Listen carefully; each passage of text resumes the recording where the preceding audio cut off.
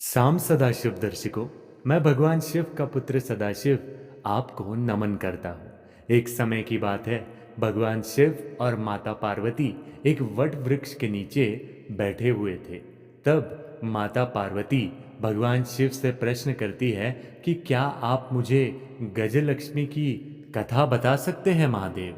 आप तो अंतर्यामी हैं, और अगर आपके मुख से मैं इस कथा का श्रवण करूंगी तो बहुत ही पुण्यकारी काम होगा।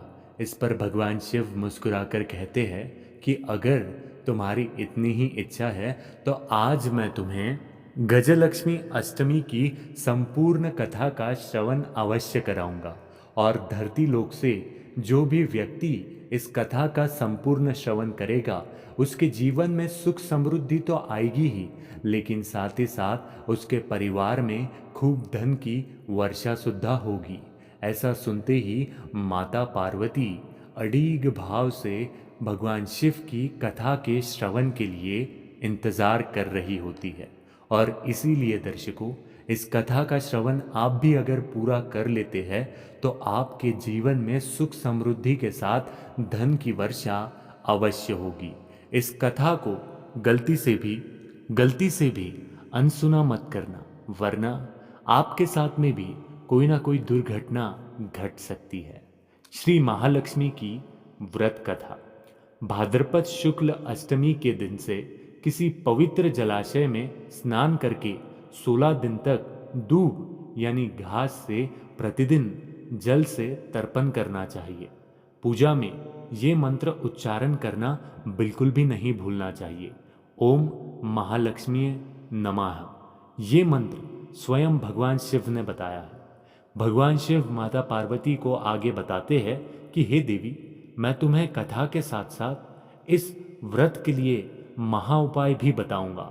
जो भी व्यक्ति इस महा उपाय का स्वीकार कर इस महा उपाय को करेगा उसका जीवन समृद्ध हो जाएगा। एक समय महर्षि श्री व्यास जी हस्तिनापुर पधारे, तो उनका आगमन सुन महाराज धृतराज उनका आदर कर राजमहल में व्यास जी को स्वर्ण सिंहासन पर विराजमान कर चरणों तक ले उनका पूजन किया। व्यास जी से गांधारी व माता कुंती ने हाथ जोड़कर प्रश्न किया, हे महामुनि, आप तो त्रिकालदर्शी हैं, अतः आपसे हमारी प्रार्थना है कि आप हमको कोई ऐसा सरल व्रत व पूजन बताइए जिससे हमारी राजलक्ष्मी, सुख, पुत्र, पौत्र व परिवार सदा सुखी रहे। इतना सुन व्यास जी कहने लगे, हम एक ऐसे व्रत व पूजन का वर्णन करते हैं जिससे सदा लक्ष्मी जी का निवास होकर सुख वैभव की वृद्धि होगी। वो महालक्ष्मी का व्रत है जिसे प्रतिवर्ष आश्विन कृष्णा अष्टमी को विधिवत किया जाता है। हे महामुनि, इस व्रत की विधि हमें सविस्तर बताने की कृपा करें। भगवान शिव माता पार्वती से कहते हैं कि महामुनि अब इस विधि को सविस्तर बताते हैं। वे कहते हैं कि हे देवी, ये व्रत भाद्रपद शुक्ल अष्टमी से आरंभ करें। अष्टमी के दिन सुबह मन में व्रत का संकल्प कर किसी पवित्र जलाशय, नदी, तालाब, कूप जल से स्नान कर स्वच्छ वस्त्र पहने। फिर ताज़ा धूप से महालक्ष्मी को जल छिड़क कर स्नान अवश्य कराएं। फिर प्रणाम करके घर आकर शुद्ध 16 धागों का गंडा बनाकर प्रतिदिन एक एक गांठ लगाए। इसी प्रकार 16 दिन तक 16 गांठ का गंडा तैयार कर आश्विन कृष्ण अष्टमी को यह व्रत रहकर मंडपा बना चंदोबा तानकर उसके नीचे मिट्टी के हाथी पर श्री महालक्ष्मी प्रतिमा स्थापित कर तरह तरह के पुष्पमालाओं से लक्ष्मी जी व हाथी का पूजन कर अनेकों पकवान नैवेद्य के रूप में समर्पित करे। इस प्रकार श्राद्ध भक्ति सहित महालक्ष्मी जी का व्रत एवं पूजन करने से आप लोगों की राजलक्ष्मी सदा स्थिर बनी रहेगी। इस प्रकार व्रत का विधान बताकर व्यास जी अपने आश्रम की ओर प्रस्थान कर रहे थे। इधर समय अनुसार भाद्रपद शुक्ल अष्टमी से राजघराने व नगर की समस्त नारियों ने श्री महालक्ष्मी व्रत को आरंभ कर दिया।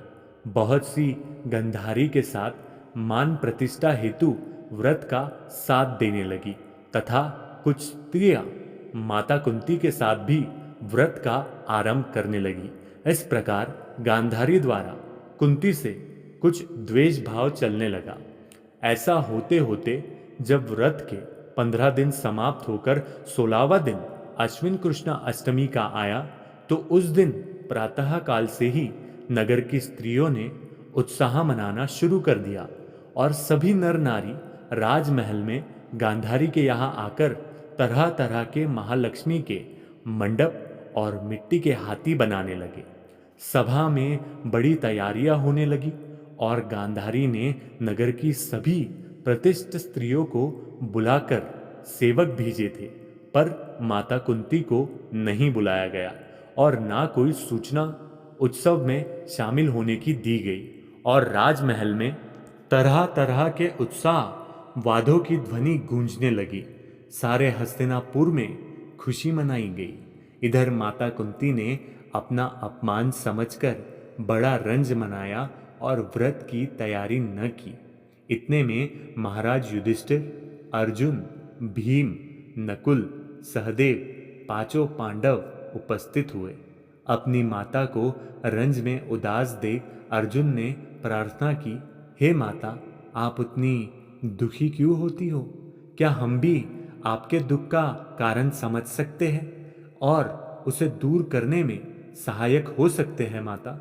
माता कुंती ने कहा, हे पुत्र, यह जाति अपमान है, इससे बढ़कर और क्या दुख हो सकता है।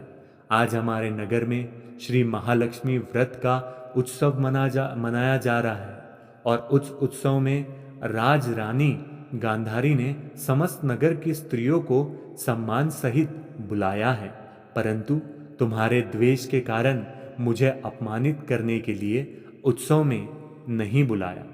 पार्थ ने कहा, हे माता, क्या वो पूजा सिर्फ दुर्योधन के महल में ही हो सकती है? यहाँ इसे आप अपने घर में कर नहीं सकती?